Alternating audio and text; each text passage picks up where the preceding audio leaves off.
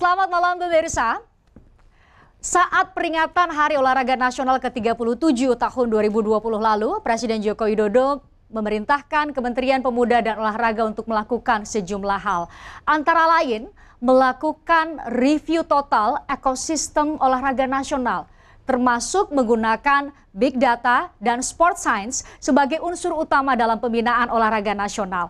Untuk itu, Kementerian Pemuda dan Olahraga, Komite Olahraga Nasional Indonesia, Komite Olimpiade Indonesia, National Paralympic Committee, perguruan tinggi, akademisi dan praktisi di bidang olahraga bersama-sama merumuskan sebuah desain besar olahraga nasional.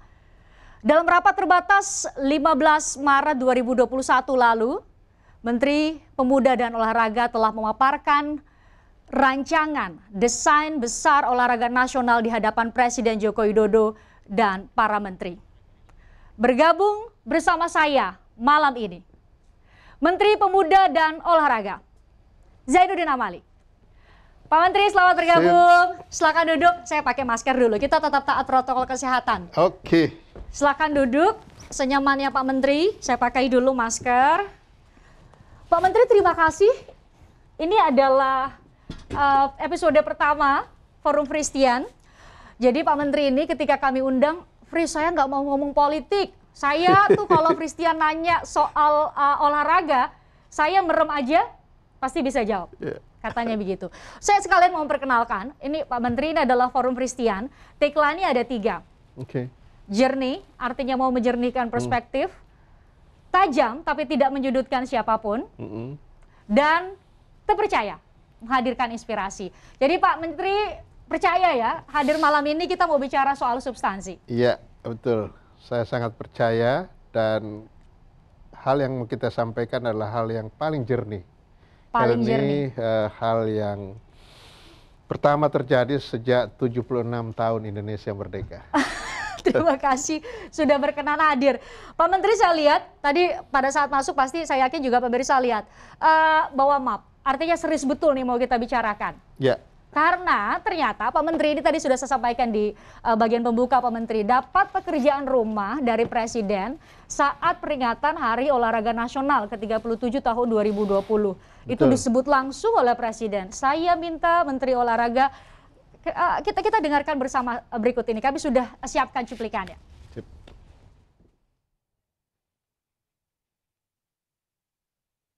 Saya pesan kepada Menpora, KONI, KOI, untuk meningkatkan prestasi olahraga nasional.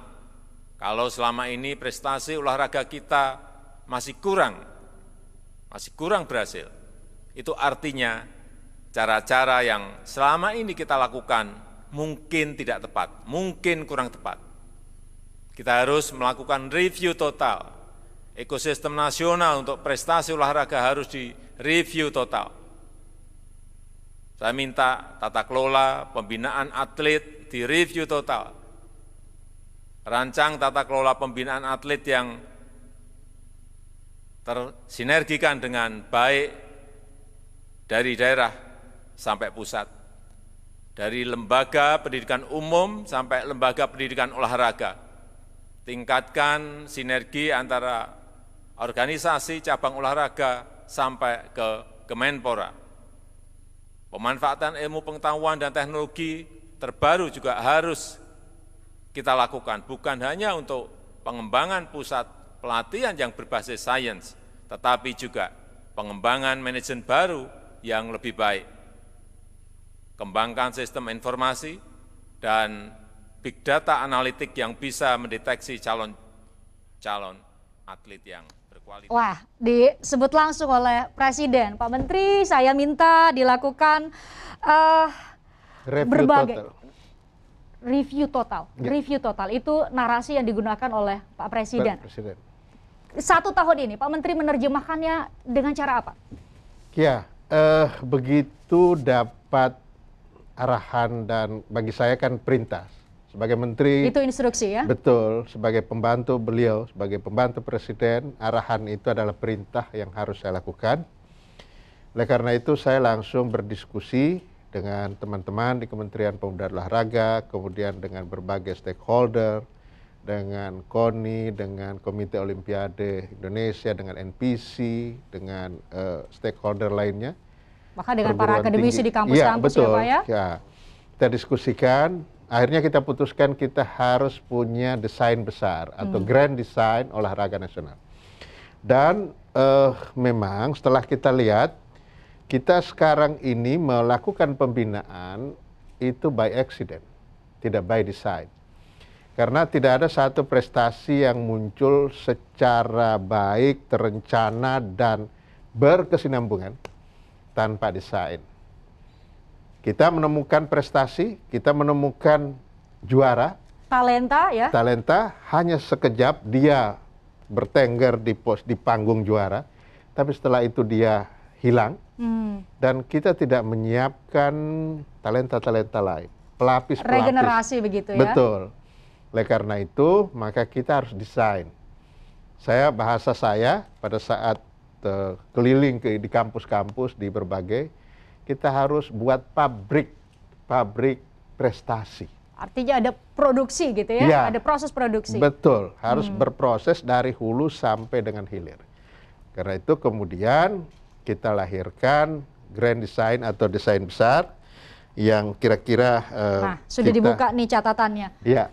Apa saja kalau desain besar itu kan berarti melihat dari kacamata yang begitu besar. Pak Menteri bilang tadi dari hulu hingga sampai hilir. Ya.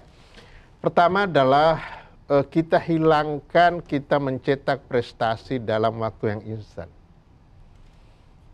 Sehingga menjadi pegangan kita ada kata-kata Erikson, seorang pakar di bidang olahraga, tidak ada jalan pintas dalam meraih prestasi. Dan dibutuhkan waktu minimum 10 tahun untuk jadi profesional ya? Atau 10.000 jam latihan untuk mengantarkan atlet menuju podium internasional. Itu yang menjadi pedoman kita, sehingga kita rancang grand design ini menjadi satu desain besar yang menjadi panduan untuk pembinaan prestasi dan olahraga-olahraga lainnya. Dalam narasi Pak Presiden disebutkan juga soal sinergi, Pak Menteri. Ya. Sinergi antara pemerintah pusat, sinergi dengan pemerintah daerah, sinergi dengan lembaga pendidikan. Betul. Itu juga masuk ke grand design atau desain besar olahraga nasional ini? Masuk semuanya. Artinya kalau kita menetapkan target, misalnya 2032 kita berencana dan sekarang dalam proses bidding menjadi tuan rumah Olimpiade. Berarti di Olimpiade itu kita harus berprestasi dengan menyiapkan atlet-atlet usia dini kita. Kalau di situ 10 tahun, maka kalau 2022 kira-kira peak performance itu dari seorang atlet 22-23 tahun, berarti mundur ke belakang sekarang kita harus cari anak-anak yang usia 10 tahun atau 12 tahun ya? Sampai 12 tahun. Nah, dengan demikian kita akan program mereka untuk menuju puncak prestasi pada 2032. Itu sebagai contoh saja. Tetapi desain besar ini kita lakukan sampai 100 tahun Indonesia, 2045. Dan jelas target kita 2045 kita harus menjadi peringkat 5 besar. Wow. Olahraga dunia. Olahraga dunia. 2032 10 besar, 2045 kita harus masuk di 5 besar. 5 besar. Saat ini tuh pekerjaan yang tidak hanya tampak tapi memang harus kerja keras. Kita masuk di 40 besar kalau di Olimpiade, Pak Menteri. Nanti kita bahas di paruh lain Forum Christian. Tapi saya mau membahas mengenai Presiden juga menyebut soal big data. Presiden juga menyebut soal sport science. Itu juga jadi materi muatan di grand design, di desain besar. Pasti. Kalau kita mau menuju prestasi, maka sport science harus menjadi hal yang utama. Itu nggak bisa ditawar. Tanpa sport science tidak mungkin kita bisa menghasilkan prestasi, karena negara-negara lain di dunia ini juga sudah menggunakan sport science. Sport science berbagai elemen sport science, misalnya dari ukuran badan, dari ukuran tangan, ukuran kaki, denyut nadi, jantung dan lain sebagainya, itu ada semuanya. Sehingga porsi latihan yang cocok untuk atlet ini, sport science akan bicara. Tentang big data, sangat jelas arahan Bapak Presiden, karena kita selama ini sekali lagi menemukan talenta, kalau bahasa anak-anak sekarang, nemu, bukan dicari. Ya, para pelari biasanya lari di pantai ya gitu ya. Betul. Nah, itu harus kita cari. Dari mana kita mencari? Dari data yang ada, dari big data. Tentu ada yang sudah menyediakan big data itu, dan kami sudah bekerja sama dengan institusi itu, dan itu kita akan gunakan supaya apa? Supaya talenta-talenta yang tersebar di seluruh Indonesia itu bisa terpantau. Selama ini mungkin yang muncul adalah talenta-talenta yang ada di seputaran kota-kota besar, karena mereka pasti terekspos, pasti mereka mendapatkan sehingga punya fasilitas. akses ya. Betul. Nah, bagaimana yang ada di daerah-daerah di ujung-ujung sana ya, tetapi mereka punya talenta, punya kemampuan fisik. Misalnya saudara-saudara kita yang di kawasan timur, di Papua, di NTT, di NTB, secara fisik dan kondisi alam, mereka pasti lebih punya daya tahan. Tetapi karena dia jauh dari ibu kota, jauh dari kota-kota provinsi, dia tidak terpantau. Nah, ini yang kita butuhkan big data ini untuk kita tahu mereka atau talenta-talenta yang akan kita himpun itu dari berbagai pelosok tanah air. Jadi terbayang bagi saya yang sangat awam soal manajemen olahraga ya Pak Menteri, berarti nanti akan ada banyak talenta yang dicatatkan dengan baik, begitu dicatat dengan baik di big data ini, kemudian ditentukan sesuai dengan apa yang dimilikinya, apa tadi ukuran tangan ya, kemudian kapasitas fisiknya begitu, untuk ditentukan ini porsi latihannya, sehingga diharapkan atau diproyeksikan dia bisa menjadi atlet berprestasi di waktu tertentu. Betul, dan kan tidak semua talenta itu bisa menjadi atlet yang elit. Oleh karena itu di dalam desain besar atau grand design ini, sumber potensi kita itu kita mulai dari 250.000. Kemudian dia naik ke 30-an ribu, kemudian ke 3.000-an lebih, kemudian ke 750 dan ujungnya 150. Jadi dari sekian banyak itu kita ujungnya hanya menghasilkan satu, gitu. Tetapi kalau sumber talenta kita banyak, kita tidak akan khawatir. Lebih baik sumbernya banyak, kita akan menghasilkan yang terbaik. Daripada sumbernya sedikit, kita paksakan dia menjadi yang terbaik. Itu sederhananya gambaran dari desain besar. Banyak sekali yang mau saya tanya ke Pak Menteri, termasuk juga ada wacana untuk merevisi Undang-Undang Sistem Keolahragaan Nasional. Dan yang terpenting ini Oktober tetap jadi ya, PON ke-20. Ini kita ngobrol begini aja tuh saya susah nafas Pak Menteri, apalagi saya kebayang atlet-atlet olahraga atletik misalnya ya lari. Bagaimana nanti pelaksanaannya? Kami bahas sesaat lagi di Forum Christian.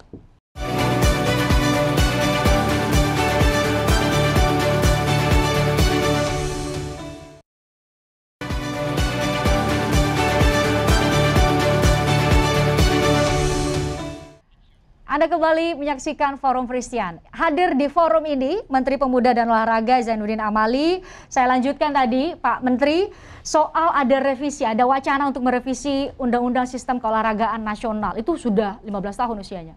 Ada banyak hal yang berubah. Paling banyak sih mungkin bagi Anda yang masih muda sering main game online ya. E-sport sebutannya. Itu juga salah satu materi muatan yang tidak diatur atau belum diatur di undang-undang lama. Pak Menteri bisa sampaikan kepada kami, apa saja sih kira-kira kalau memang direvisi, apa saja yang harus dimasukkan ke materi muatan?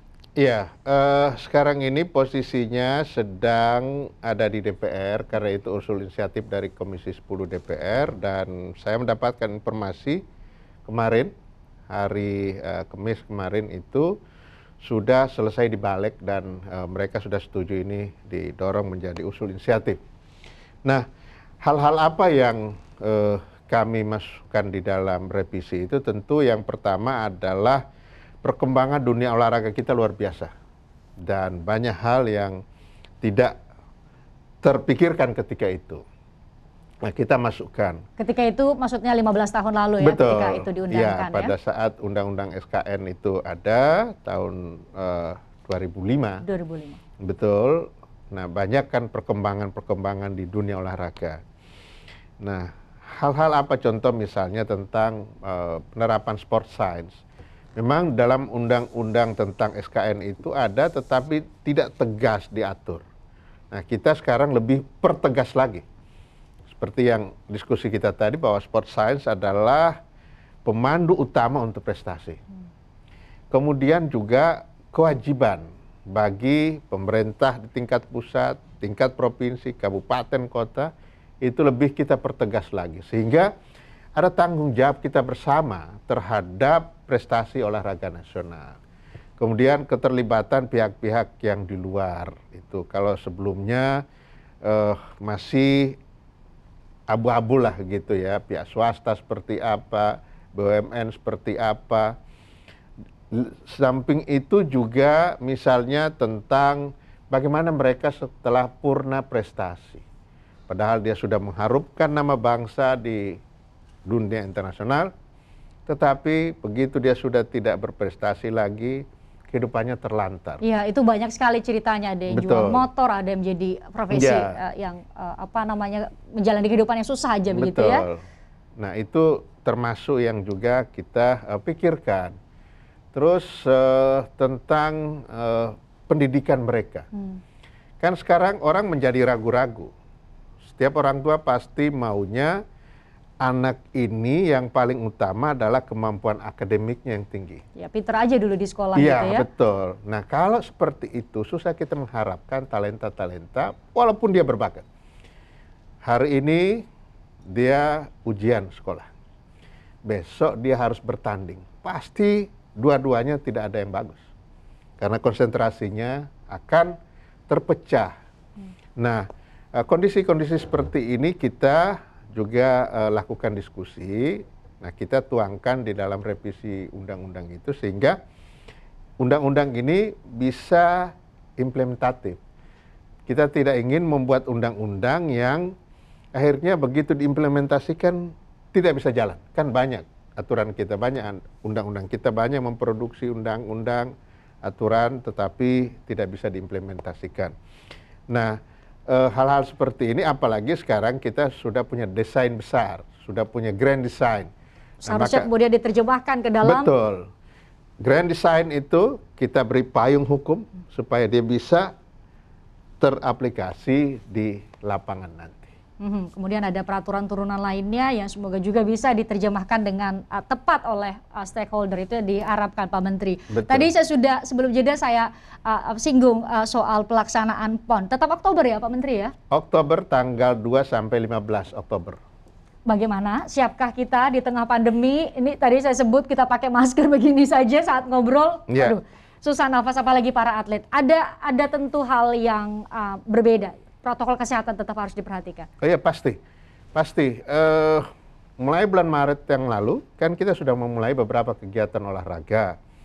Olahraga yang paling digemari oleh rakyat kita, yakni sepak bola, itu karena hasil survei 72% orang Indonesia sangat suka sepak bola. Karena itu saya memberanikan diri untuk merekomendasikan kepada pihak kepolisian untuk mengizinkan. Tetapi dengan protokol kesehatan yang disiplin dan serius diterapkan. Stadion atau tempat pertandingan yang isinya sampai 20 ribuan, itu hanya diisi oleh 299 orang, maksimum. Seluruh petugas, pemain, pelatih, dan lain sebagainya itu dihitung. Kemudian kalau mereka tidak bertanding, semuanya pakai masker. Kecuali wasit, kemudian atlet yang sedang bertanding tidak menggunakan masker. Tapi sebelum bertanding, saya beri contoh untuk sepak bola Piala Menpora sekarang ini. Yang tengah digelar ya? Iya, mereka bertanding malam. Oke, dia bertanding malam atau sore hari. Dia di PCR, di swab PCR jam 9 pagi. Okay. Iya. Dia dilakukan tes itu untuk memastikan ya bahwa dia aman karena bukan hanya dia, tetapi orang lain yang berinteraksi nanti kan akan terkena. Jadi kita pastikan dia aman. Nah, saya kira pelaksanaan PON tidak akan jauh berbeda. Kita akan lakukan protokol kesehatan. Nah, beruntungnya pelaksanaan Olimpiade itu duluan di bulan Tokyo. Juli ya. Bulan Juli Agustus, sehingga kita bisa mengadop situasi dan perlakuan terhadap pelaksanaan Olimpiade itu. Tinggal kita pindahkan aja yang memungkinkan. Tentu kalau ada yang sulit, ya kita lihat. Yang penting begini, upaya pemerintah untuk segera mengatasi pandemi ini kita harus dukung. Itu paralel berjalan juga. Kegiatan olahraga juga harus tetap jalan. Itu. Kalau kesiapan venue, karena jauh sekali di saudara-saudara kita di timur Indonesia mendapat kepercayaan di Papua ya Pak Menteri. Ya. Kesiapan venue gimana? Laporan dari PB PON, kemudian dari para aparat kami yang ada di sana, juga dari KONI. Sekarang sih so far nggak ada masalah ya, sudah jalan. Paling ada 1-2 yang harus diinikan. Tetapi kan bulan Oktober pasti sudah bisa digunakan dengan didahului dengan tes event sebelumnya. Oke, Pak Menteri optimis betul. Kami juga ambil pernyataan Pak Menteri yang sangat optimis PON ke-20 tetap akan berlangsung dengan baik, dalam arti pencegahan penyebaran COVID-19 tetap bisa dilakukan, prestasi olahraga kita juga tetap bisa ditingkatkan. Kita ikuti berikut ini, kami sudah siapkan.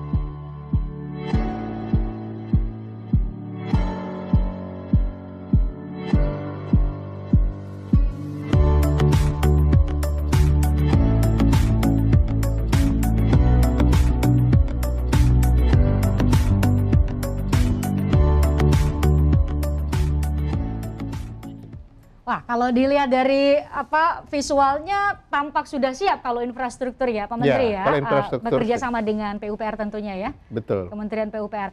Pak Menteri, kalau harus diprosentase, ini berapa persen kalau gitu sudah siap? Ini bulan Oktober berarti tinggal beberapa bulan lagi. Ya, kalau dari laporan PB PON sih sudah 95%. Wah. Itu.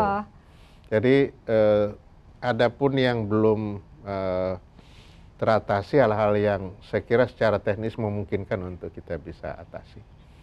Itu tinggal misalnya seperti dayung itu kan dia ada di Teluk. Ada di Teluk, cuma memang harus ada kesepakatan dari masyarakat adat yang di sebelah sininya dan sebelah sininya, itu hal yang. Tetapi kan airnya sudah ada, tempat untuk melakukan lombanya juga nggak ada masalah. Itu karena dia di Teluk. Oke, itu contoh. Salah satu contoh itu tuh yang tengah disiapkan, masih sisa 5% lah terhitung. Pak Menteri, berarti para atlet nanti di PON ke 20 ke Papua, lihat cantiknya Papua, tadi lihat banyak sekali infrastruktur yang dibangun. Nggak kalah penting atau tidak kalah penting adalah soal para atlet ini siap atau enggak. Para atlet ini sudah divaksin atau belum, termasuk ofisial. Nanti ada timeline begitu, sebelum Oktober berarti para atlet yang ikut itu sudah harus divaksin. Ada target itu Pak Menteri? Ada. Arahan Bapak Presiden pada Ratas tanggal 15 yang lalu ya, tentang PON itu, Bapak Presiden sudah meminta untuk seluruh atlet, seluruh pelatih, ofisial, dan tenaga pendukung untuk divaksin. Dan bukan cuma itu, arahan Bapak Presiden, masyarakat yang ada di sekitar venue itu juga harus divaksin. Nah, kebetulan di sidang Kabinet Paripurna tanggal 7 kemarin saya ketemu dengan Menteri Kesehatan dan beliau sanggupi bahwa pada saat Oktober semua sudah divaksin dan sekarang sudah jalan kan. Atlet-atlet yang dari daerah-daerah sudah mulai divaksin di tempatnya masing-masing. Kami memprogramkan vaksin untuk atlet, pelatih, dan tenaga pendukung ini sejak tanggal 26 Februari. Gitu. Jadi sudah jalan dan sampai sekarang jalan terus vaksin itu. Kalau yang ada di sini, itu kami lakukan di RSON di Cibubur, Rumah Sakit Olahraga Nasional. Kemudian yang ada di daerah melalui dinas-dinas kesehatan di daerah masing-masing. Jadi kalau untuk itu saya tidak khawatir, apalagi Pak Menteri Kesehatan mendukung betul ya? Ya, betul. Dan Pak Presiden sudah menyampaikan, jangankan atlet, pelatih, dan tenaga pendukung. Warga di sekitar. Iya, warga di sekitar juga diminta oleh beliau untuk divaksin. Wah, ini menenangkan kita semua. Setidaknya kekhawatiran kalau ada kerumunan, kalau ada event begitu, ada acara akan muncul klaster baru, itu bisa dicegah dengan dipastikan sudah divaksin semua yang terlibat. Betul. Pak Menteri, tadi Pak Menteri sudah bahas soal Olimpiade. Iya, ada Olimpiade Tokyo nanti bulan Juli. Tapi ini yang paling menarik.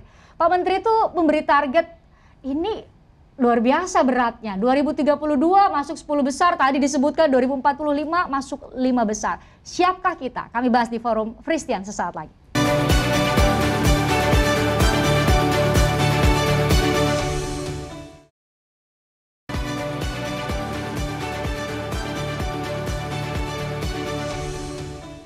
Anda kembali bersama kami di Forum Fristian. Saya masih bersama dengan Menteri Pemuda dan Olahraga yang hadir di forum ini. Saya lihat buka-buka catatan, karena memang sebelum jeda saya bilang ini Pak Menteri memberi target luar biasa. 2032 kita masuk 10 besar di Olimpiade. Sekaligus berusaha untuk menjadi tuan rumah. 2045 5 besar. Padahal kalau dilihat saat ini kita selalu masuk di 40 besar ya Pak Menteri ya. 2008 di Beijing kita masuk urutan ke 42. Di London Olimpiade 2012 kita masuk ke urutan 63. Di Brasil 2016 kita urutan ke 46. Ini Pak Menteri nggak terlalu berat? Asal grand design atau desain besar ini kita konsisten lakukan. Pak Menteri optimis? Ya, saya optimis. Seluruhnya mendukung, mulai dari pemerintah pusat, provinsi, kabupaten, kota, cabang induk olahraga, dan tentu para praktisi, para akademisi juga berkontribusi penting di dalam pencapaian target ini. Kalau semua kita bersinergi, saya punya rasa optimis. Gitu. Asal bersinergi semuanya. Itu pesan Pak Presiden juga, pemerintah pusat, pemerintah daerah, semua stakeholder diharapkan bersinergi untuk mewujudkan atau meningkatkan prestasi olahraga nasional. Pak Menteri, berarti secara paralel kita menyiapkan para atlet yang diproyeksi bisa menyumbang emas, paralel juga kita mengusahakan untuk bisa terpilih menjadi tuan rumah di 2032. Ya, jadi sekarang ini kita sedang berusaha untuk bidding ya, bidding menjadi tuan rumah Olimpiade 2032. Memang ini bukan pekerjaan mudah karena saingannya juga negara-negara yang juga siap dan berambisi. Bahkan ada negara yang sudah beberapa kali menjadi tuan rumah tetapi masih punya keinginan. Ya saya kira nggak bisa juga kita larang. Tentu persiapan kita, presentasi kita di forum-forum IOC itu harus juga lebih baik dan lebih siap. Dan kita harus tunjukkan bahwa kita punya kemampuan, kita punya pengalaman, ada multi event yang kita lakukan, yakni Asian Games tahun 2018. Berhasil kita sebagai tuan rumah yang baik dan semua mengapresiasi. Dan saya kira ini modal yang kita miliki dan kita bisa melakukan bidding dengan baik. Tetapi sejalan dengan itu, saya sudah sampaikan ke para stakeholder, jadi tuan rumah atau tidak tuan rumah, tetap kita harus bisa berprestasi. Alangkah baiknya kalau jadi tuan rumah. Jadi sukses penyelenggaraan sebagai tuan rumah dan sukses prestasi. Karena ini ukuran prestasi olahraga itu adalah Olimpiade. Sasaran utama kita adalah Olimpiade, Asian Games dan SEA Games itu menjadi sasaran antara kita. Itu di tingkat regional begitu ya, di kawasan Asia maupun Asia Tenggara. Pak Menteri, itu kan 2032, artinya butuh kerja yang panjang, 10 tahun. Ya. Pak Menteri katakan tadi kita ada grand design atau desain besar, ada sport science yang diharapkan bisa menemukan talenta-talenta dan menyiapkan mereka. Ya. Sudah dimulai langkah? Ada langkah pertama yang sudah dilakukan atau sudah berapa langkah yang dilakukan? Kalau yang ada sekarang adalah memang yang kita sudah lakukan, kan kita punya pemusatan latihan pelajar PPLP yang tersebar di berbagai provinsi. Kemudian kami juga punya SKO Cibubur yang dulunya kalau Christian pernah dengar SKO Ragunan yang banyak menghasilkan atlet. Nah itu sekarang kan kita sudah pindahkan ke Cibubur karena Ragunan sudah dipakai oleh pemiliknya, oleh DKI. Jadi kita harus di tempatnya kita sendiri. Nah kita sudah memulai itu karena salah satu kebutuhan dari sarana itu adalah kita harus ada training camp, ada tempat pemusatan latihan di mana semuanya di situ tersedia. Sebab kalau tidak, juga tidak bisa terkontrol bagaimana latihannya. Kalau dia terpencar-pencar, nginapnya di hotel dan lain sebagainya, kita susah. Nah, ini kita pusatkan di satu tempat, ya. Begitu talenta-talenta ini yang kita himpun dari berbagai daerah yang ada di 10 tempat pemusatan latihan, maka kemudian kita tempatkan di Cibubur untuk sementara.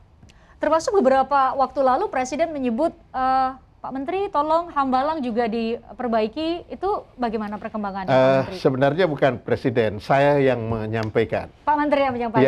Ya. Kenapa? Ada kebutuhan apa? Kita harus ada satu pusat untuk atlet elit kita yang akan kita kirim, yang sebentar lagi kita akan dorong mereka sudah pasti siap. Jadi ada pusat-pusat pelatihan secara regional mungkin di beberapa daerah, betul. Atau di sejumlah daerah, di seluruh daerah. Ya. Kemudian mereka yang mau bertanding. Kemudian mereka kan dengan seleksi. Seleksi itu kita bawa ke Cibubur. Gitu kira-kira. Jadi gini, kalau yang dari daerah ini dari tingkatan sekolah SD, SMP. Itu kemudian SMA kita pindahkan ke Cibubur. Nah, usia-usia mahasiswa dan elit 18 tahun ke atas itu kita harus punya tempat. Memang waktu itu saya sempat melihat salah satu pilihan, tetapi tentu kita akan melihat pilihan-pilihan yang lain itu. Dan arahan Bapak Presiden coba dipertimbangkan betul mana yang paling visible untuk kita bisa lakukan. Nah, perkembangan terakhir ini kemungkinan kami akan satukan di Cibubur.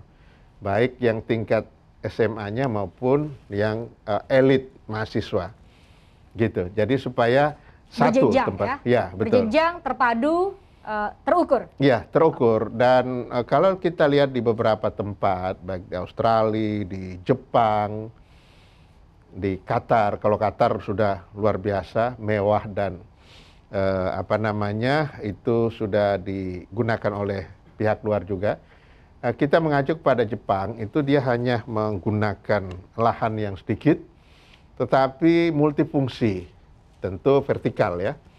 Jadi misalnya lantai ini untuk cabang olahraga apa, lantai ini untuk apa, kemudian di mana penginapan atletnya, di mana untuk sport science, kemudian di mana untuk rumah sakitnya dan lain sebagainya. Nah kebetulan kan di Cibubur ini kami ada RSON, Rumah Sakit Olahraga Nasional. Jadi tinggal kita desain ulang lagi bagaimana supaya itu bisa dimanfaatkan. Luar biasa kalau didengarkan konsep Pak Menteri, kalau itu semua berjalan dengan baik, terbayang beberapa tahun lagi kita punya atlet-atlet yang luar biasa, regenerasinya bagus, bisa mencapai target yang disampaikan oleh Pak Menteri. Pak Menteri, karena Pak Menteri hadir di forum ini, kalau saya tidak menanyakan pertanyaan ini pasti saya dibahas di media sosial, katanya kok nggak nanya saat Pak Menteri ada. Bagaimana perkembangan terbaru All England? Itu sangat menyakitkan kita semua. Saya pun mungkin nggak pandai-pandai banget buat main bulu tangkis, tapi ikut sedih Pak Menteri. Itu kalau pertanyaannya di mana kehadiran negara? Bagaimana pemerintah dalam hal ini Pak Menteri mengambil peran? Ya, begitu kami mendapatkan informasi tentang apa yang dialami oleh anak-anak kita, saya langsung berkomunikasi dengan Ibu Menteri Luar Negeri karena itu kan menjadi area beliau. Kemudian Pak Sesmenpora berkomunikasi dengan Duta Besar, bagaimana sih kondisi yang ada. Kemudian juga kita berkomunikasi dengan pihak federasi, dengan PBSI, juga dengan NOC. Nah, kita dapatkan kenyataan bahwa memang ya kita paham aturan di negara tersebut memang seperti itu. Tetapi yang kita sayangkan bahwa ini kok seperti tidak ada keterbukaan, tidak ada transparansi, dan kemudian tidak ada ketidakadilan. Dari cerita-cerita yang disampaikan oleh anak-anak kita, ada yang awalnya positif dari beberapa negara, kemudian disuruh swab sendiri dan akhirnya negatif, diperbolehkan. Sementara kita minta untuk dites, itu tidak boleh.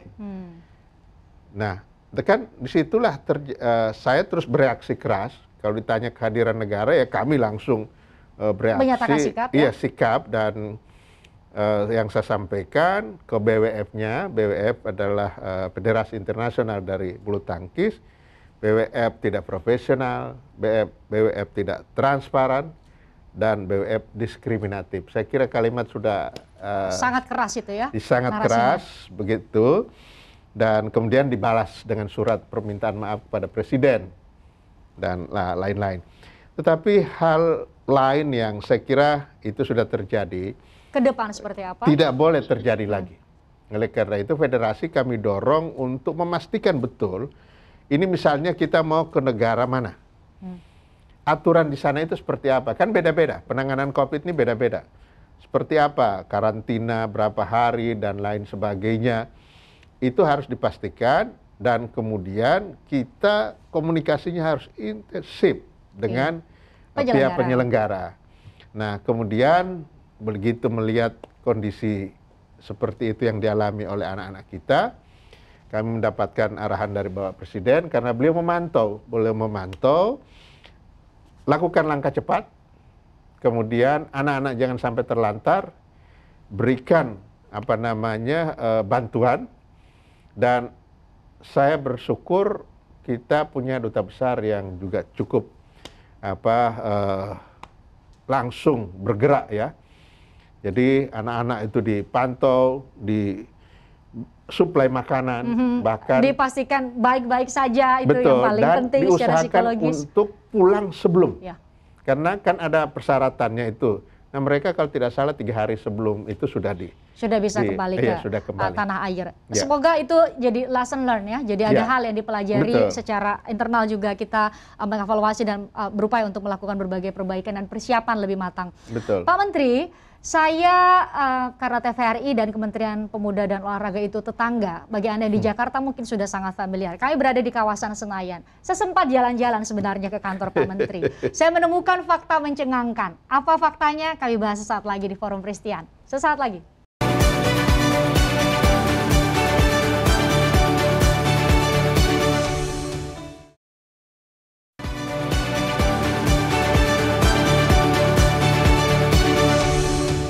Anda kembali bersama kami di Forum Pristian. Sebelum jeda saya sudah sampaikan kepada Anda, saya jalan-jalan ke Kementerian Pemuda dan Olahraga, tetangganya TVRI di Senayan.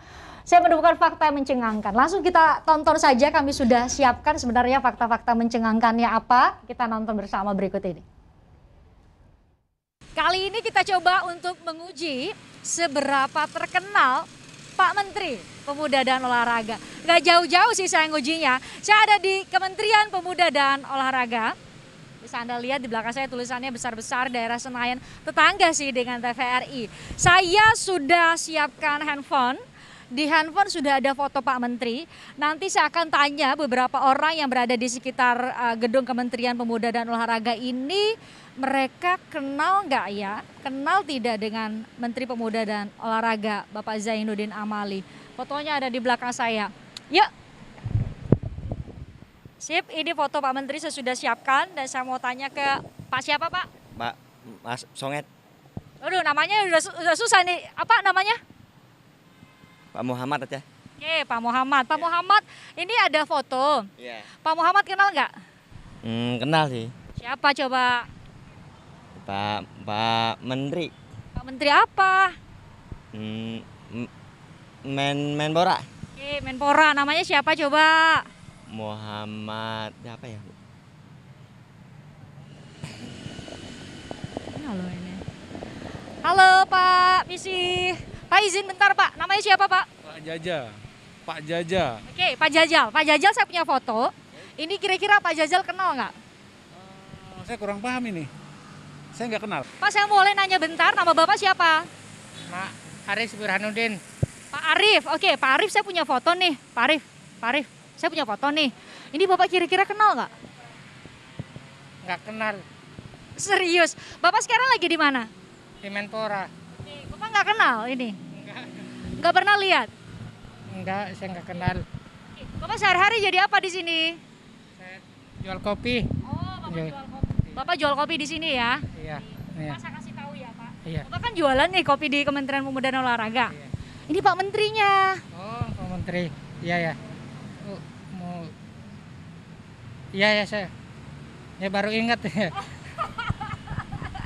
Iya baru ingat, pernah lihat lah ya di TV ya. Jarang nonton TV. Oh gitu, oke minta TV kalau gitu sama Pak Menteri. Pak makasih ya. Tuh Pak Menteri minta TV katanya nggak pernah nonton TV. Itu di Kementerian Pemuda dan Olahraga. Ada yang hafal, ada yang tahu itu Pak Menteri, tapi mungkin beberapa hafal namanya, hafal enggak. Tapi yang tadi itu terakhir minta TV loh Pak. Tapi memang Pak Menteri nggak minum kopi kali ya? Ya nggak turun ke bawah, beli kopi jualan kopi. itu. Iya. Saya nggak ngopi juga sih. Iya. Itu karena saya jalan-jalan saja sih di Kementerian ke Kementerian Pemuda dan Olahraga sih Pak Menteri. Pak Menteri ini, saya tentu penasaran karena dulu ketika saya masih liputan itu di DPR, Pak Menteri ini yang paling rajin dan baik hati menerima pertanyaan-pertanyaan dari wartawan. Gimana rasanya dari cabang kekuasaan legislatif biasanya nanya-nanya, mengawasi, sekarang jadi menteri di bidang eksekutif? Ya, sebenarnya sih pekerjaannya sama saja, cuma memang kalau di legislatif itu kita kan banyak, sekarang 575 orang. Apa yang kita pikirkan atau kita punya ide, gagasan, itu harus dikompromikan kepada yang lain. Misalnya kita harus ke fraksi, kalau di komisi harus dengan komisi, naik lagi tingkatannya ke pimpinan dan lain sebagainya. Tetapi kalau di eksekutif, apa yang kita pikirkan, kita diskusikan dengan para pejabat, dengan staf, mereka oke, kita bisa eksekusi. Namanya eksekutif. Itu saja bedanya. Kalau di sana panjang jalurnya dan belum tentu bisa dieksekusi. Kalau di kementerian kita bisa langsung eksekusi. Langsung eksekusi karena memang eksekutif, memang langsung mengerjakan tugas yang bersentuhan dengan kepentingan publik, tidak di tataran pengaturan. Pak Menteri masih main golf? Masih. Pak Menteri masih sibuk di akhir pekan. Saya pernah wawancara Pak Menteri dan Pak Menteri bilang, aduh Fri, saya jadi menteri itu sibuk di akhir pekan malah. Betul, sebagai Menteri Olahraga apalagi di saat-saat masih normal sebelum COVID, itu Jumat, Sabtu, Minggu, itu padat-padatnya kegiatan olahraga dan semua orang berharap untuk menterinya datang, bisa buka, bisa nutup, dan bisa ikut main beberapa cabang olahraga.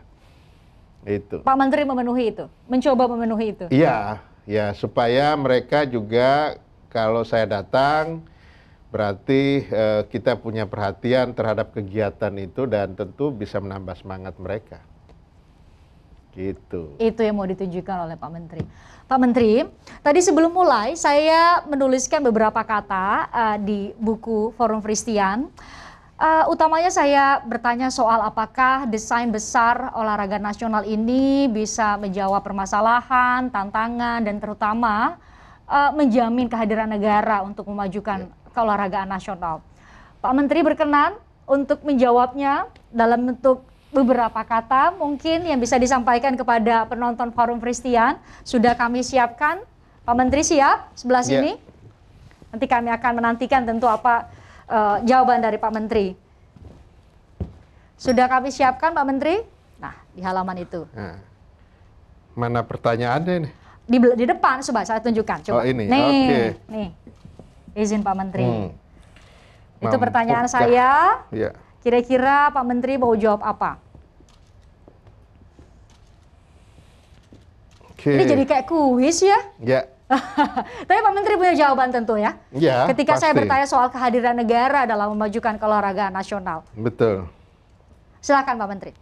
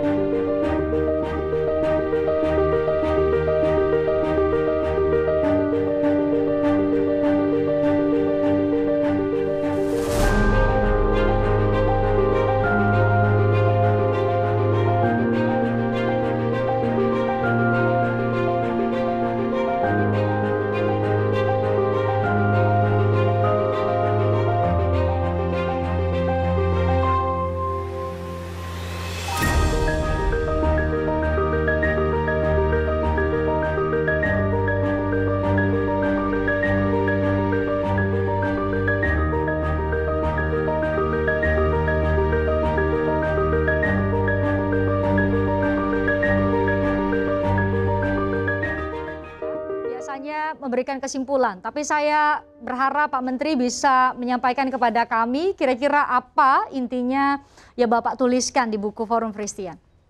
Oke.